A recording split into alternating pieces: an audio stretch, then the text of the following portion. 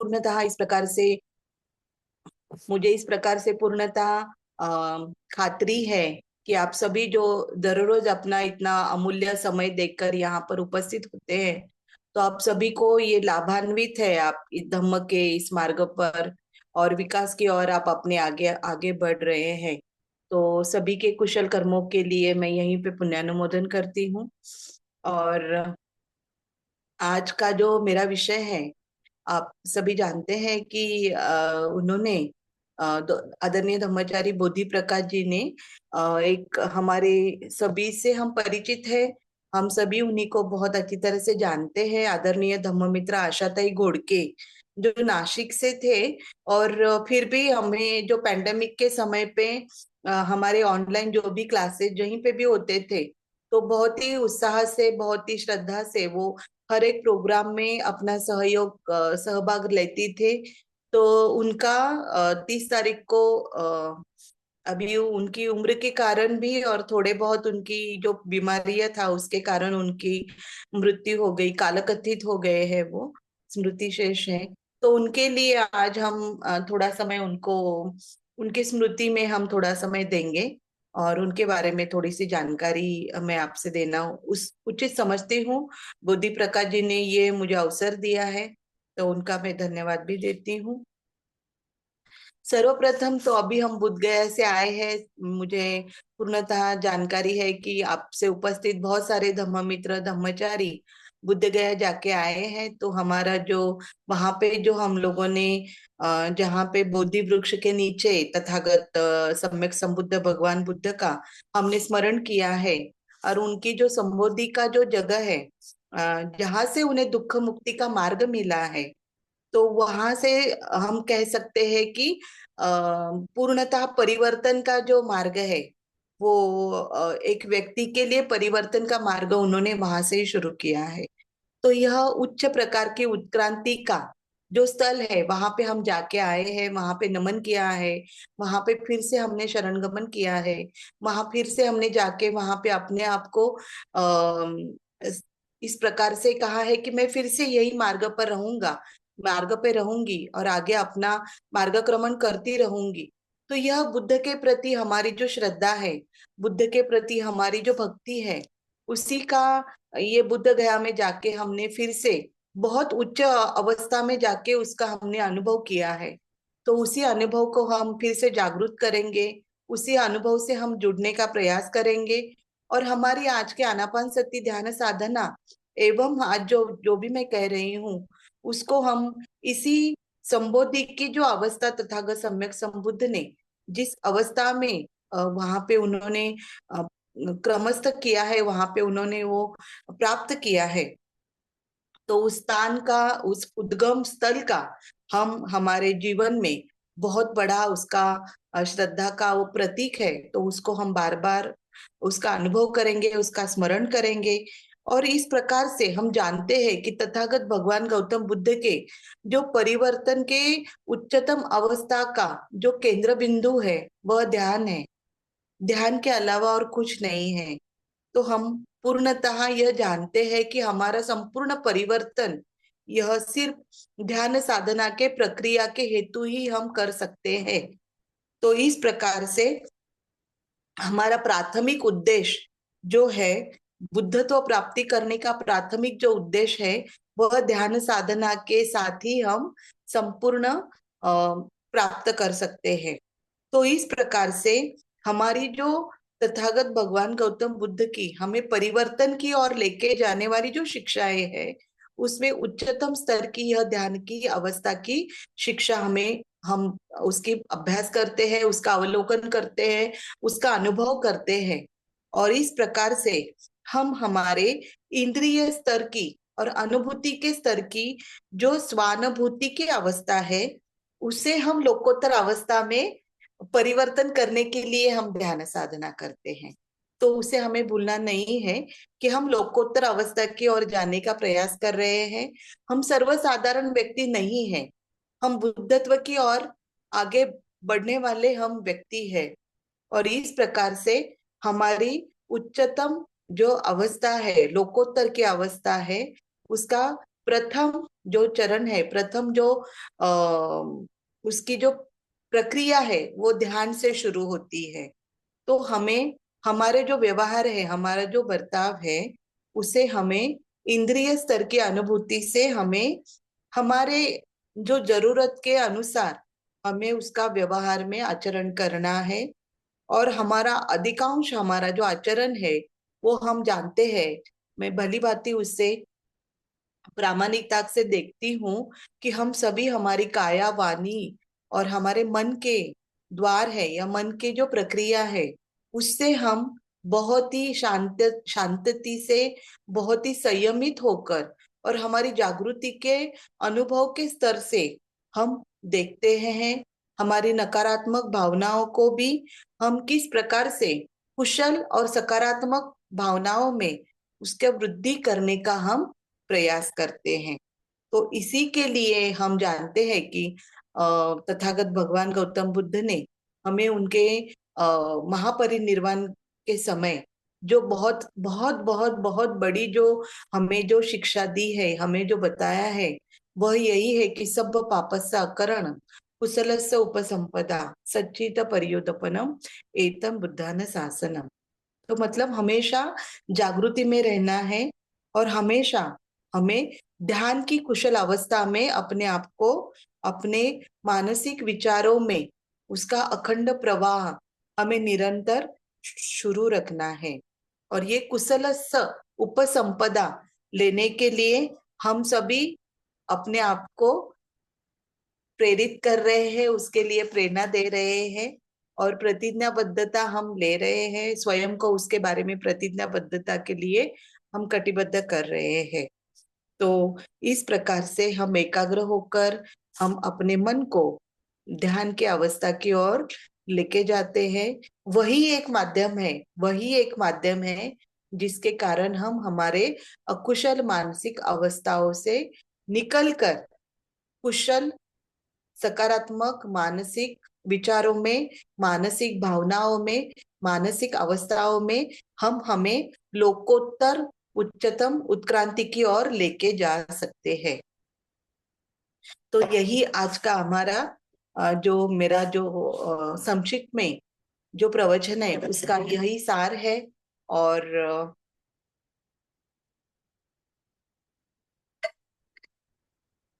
हम उसी को बहुत ही गंभीरता से, बहुत ही जागृति से आचरण करने का हेतु करते हैं। त्रिरत्न बौद्ध महासंघ के सभी जो भी अपने आप को वहां पे प्रतिज्ञाबद्ध करते हैं, कटिबद्धता स्वीकार करते हैं, स्वयं की प्रेरणा से आगे बढ़ते हैं, वह जानते हैं कि मैं मेरे कर्मों की खुद जिम्मेदार हूँ और मुझे मेरे कर्मों के अनुसार आगे बढ़ना है या पीछे आना है।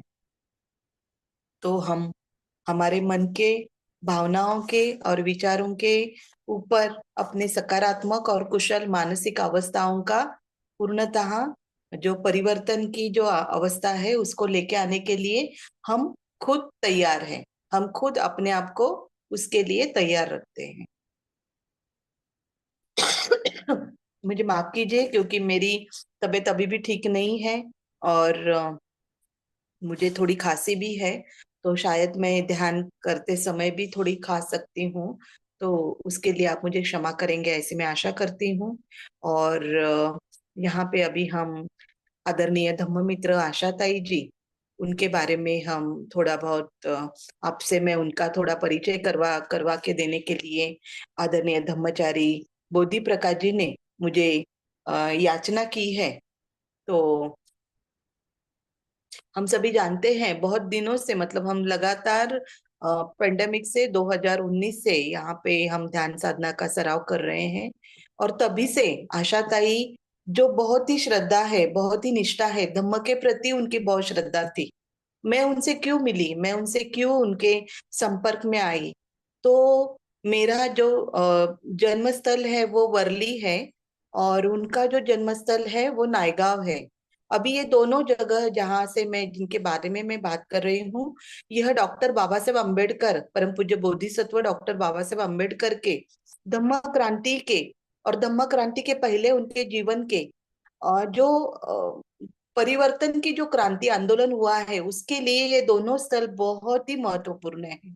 क्योंकि बाबा साहब का वर्ली मुंबई में जो उनका निवास था वो नायगांव में था, और उनका वर्ली में उनके वहां पे वो बार बार आना, वहां पे उनका एकत्र संगठन होना, लोगों को आंदोलन के लिए एकत्र करना, ये सब बातें उनके वहां पे होती थी। तो ये बहुत दूर नहीं है नायगांव और वर्ली। और ये दोनों एरिया से, मतलब जहाँ पे मेरा जन्म हुआ था, मुझसे वो काफी बड़ी थे। और उनके दादी वो भी बाबा साहब के आंदोलन में सक्रिय थे। उनकी जो माताजी थी वो शिक्षिका थी। वो भी बहुत अच्छी तरह से पढ़े पढ़े लिखे थे, वो बहुत अच्छा आचरण करते थे धम्म के प्रति, बहुत ही सहज और जागरूक थे। तो ऐसे वातावरण में आशाताई का जन्म हुआ था। और उनके पास, उनके घर में उन्होंने बाबा साहब की अस्थियों को बहुत संभाल के रखा है। बहुत ही छोटा सा उसका अंश है, लेकिन फिर भी बहुत श्रद्धा से उन्होंने, जहाँ पे हम कहते हैं कि हम घर में सोना रखते हैं, है ना, लेकिन उन्होंने वहां पे सोना नहीं रखा। उन्होंने अपने अलमारी में, जहाँ पे वो जगह रहती है, वहां पे बाबा साहब के अस्थियों का, क्योंकि वो खुद बाबा साहब का जब महापरिनिर्वाण हुआ था तो उस समय वो वहां पे मौजूद थी। वो बहुत ही छोटी सी थी, 6-7 साल की, लेकिन फिर भी वो वहां पे मौजूद थी। उसके पहले उन्होंने उनकी दादी को, उनकी माँ की तरफ से बहुत सारी बातें, जो आंदोलन की बातें थी, बाबा साहब की जो भी बातें होती थी, किस प्रकार से बाबा साहब ने संगठन किया, लोगों को इकट्ठा किया, लोगों को धर्मांतर के बारे में जो भी बातें बताते थे, उसमें उनकी दादी सम्मिलित थी। तो इस प्रकार से बचपन से ही आशाताई को वो वातावरण मिला था। और इसी का जो धागा था, उसी का जो एक प्रकार से पकड़ थी, वो मेरे और उनके संपर्क में थी। बाद में वो संघ के संपर्क में आई 1990 के समय पे। उसके पहले उन्होंने मुंबई में उन्होंने उनका बहुत समय बिताया है। और बाबा साहब के पूर्णतः समर्पित जीवन, उनके आंदोलन के लिए समर्पित जीवन, उनके लिए निष्ठा, उसके अलावा उनके जीवन में और कोई उनका जीने का दायरा ही नहीं था। तो इस प्रकार से उनको हम देखते हैं कि इस प्रकार से उन्होंने अपने आप को बाबा साहब के लिए बहुत ही निष्ठावान, बहुत ही श्रद्धा का प्रतीक हम उनको देखते हैं। और वो बहुत सहज थी, उनके जीवन में बहुत सारी कठिनाइयां आई थी। बहुत मतलब अच्छे पढ़े लिखे थे वो, एसएससी उनका अभ्यास किया था उन्होंने। उसके बाद उनको शादी हो गई। शादी के बाद वो मुंबई में थे फिर भी, और उनके पति का बहुत जल्दी देहांत हुआ था। 3 बच्चों को लेके फिर वो नासिक में आए। फिर उनको बीएसएनएल में जॉब लग गया था, और बीएसएनएल में उन्होंने रिटायरमेंट तक बहुत अच्छे ऑफिसर के पोस्ट पे उन्होंने जॉब किया था। तो एक एक मतलब एक महिला, बाबा साहब के आंदोलन से जुड़ी हुई जब महिला नासिक में आती है, एक तो नासिक का भी हम सभी जानते हैं कि नासिक में बाबा साहब के संपूर्ण आंदोलन का कितना महत्व है। नासिक में जो भी बाबा साहब ने कार्य किया है वो बहुत ही हम कभी भी भुला नहीं पा सकते हैं।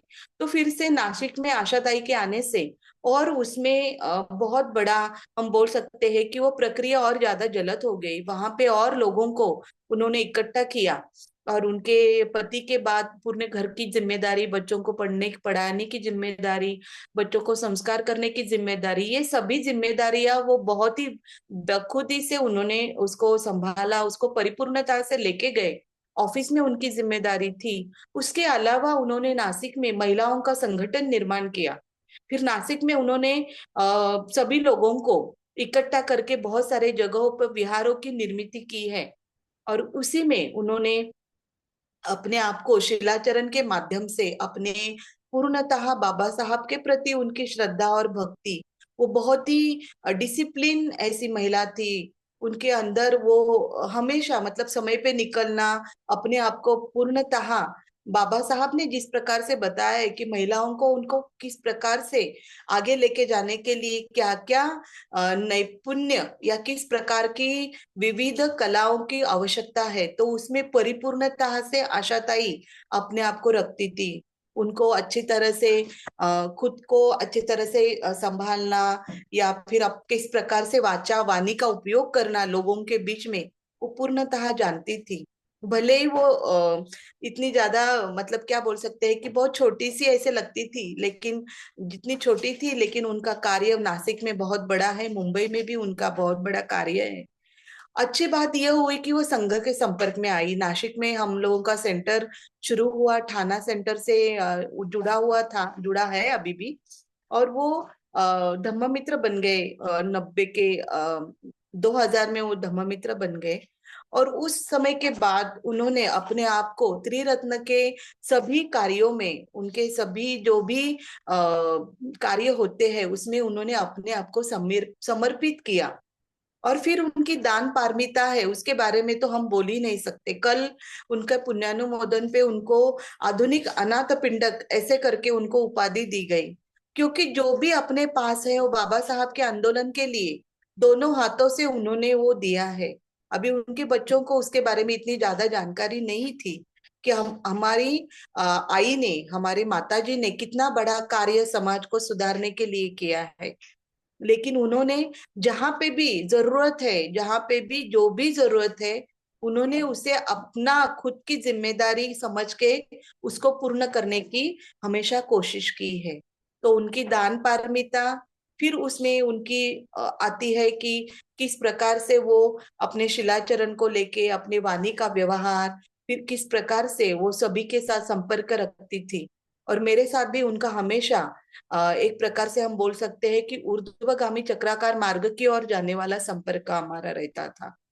और इस प्रकार से उनके अंदर जो भी श्रद्धा थी, उनके अंदर जो भी अच्छे गुण थे, उनके अंदर निर्भयता थी, उनके अंदर सुंदरता थी, उनके अंदर धम्म को समझने की सहजता थी, उनके अंदर एक प्रकार की आत्मविश्वास और स्वावलंबन जो बाबा साहब ने महिलाओं के लिए उस समय जो बताया था, वो उनके अंदर सहजता थी। वो जहां पे भी जाती थी उनका संगठन कौशल्य से वो महिलाओं को इकट्ठा करती थी और महिलाओं को शिलाचरण अपने पंचशीलों के बारे में बताती थी। तो उनका यह जो कार्य है वो अनमोल कार्य है। और उनके चैप्टर से भी बहुत सारी जो महिलाएं हैं वो बार बार उनके अच्छे कर्म, उनके अच्छे अ, वाणी, उन्होंने किया हुआ दान पारमिता वो कभी भूल नहीं सकते हैं। और संघ के कारण उनको उनके जीवन में बहुत अच्छे शिविरों का आचरण करने का उनको अवसर मिला। और बहुत सारे धम्मचारिणियों के उनके अच्छे संपर्क थे, उनके संबंध थे। और जितना भी समय उन्होंने घर के अलावा जो भी समय था वो सभी समय उन्होंने अच्छा कार्य, मतलब कुशल हेतु के प्रक्रिया में ही उन्होंने उसको दिया है, अपने आप को समर्पित किया है। और सांगली केंद्र के लिए भी उनका बहुत बड़ा योगदान है, क्योंकि सांगली केंद्र में सुबह साहब 6 बजे में जो ध्यान का सराव होता है, वहां पे भी वो हमेशा कुछ भी हो जाए लेकिन वो 6 बजे ध्यान साधना में वहां पे उपस्थित रहते थे। तो यह उनके अच्छे गुणों से मैं हमेशा उनको, उनके प्रति मेरे हृदय में कृतज्ञता में हमेशा रहेगी। और मुझे बहुत ही उन्होंने समृद्ध किया है, उनके अनुभव से मैं समृद्ध हो गई हूँ।